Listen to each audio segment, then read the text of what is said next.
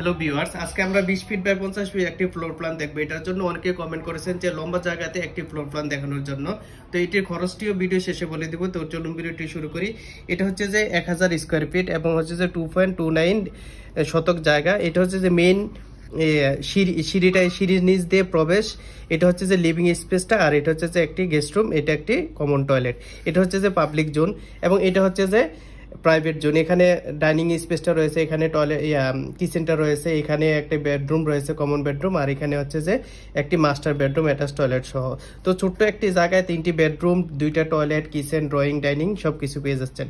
তো এটাতে total overall করতে খরচ হইতে পারে, দোতলা ফাউন্ডেশন দিয়ে একতলা কমপ্লিট করতে খরচ হইতে পারে 23 থেকে 25 লক্ষ টাকা বর্তমান বাজার দর হিসাবে। তো এরকম ভিডিও পেতে আমাদের পেজটি ফলো করে রাখবেন এবং যে কোনো ধরনের ডিজাইন করতে আমাদের সাথে যোগাযোগ করতে পারেন সরাসরি। এবং আপনি যদি এরকম ভিডিও পেতে চান, অবশ্যই আপনার জমির পরিমাণটি আমার কমেন্ট বক্সে জানান, পরবর্তী ভিডিও আপনার জন্য করে নিয়ে আসবো। সে পর্যন্ত ভালো থাকবেন, ভিডিওটি অবশ্যই শেয়ার করে দিবেন। ধন্যবাদ সবাইকে, আসসালামু আলাইকুম।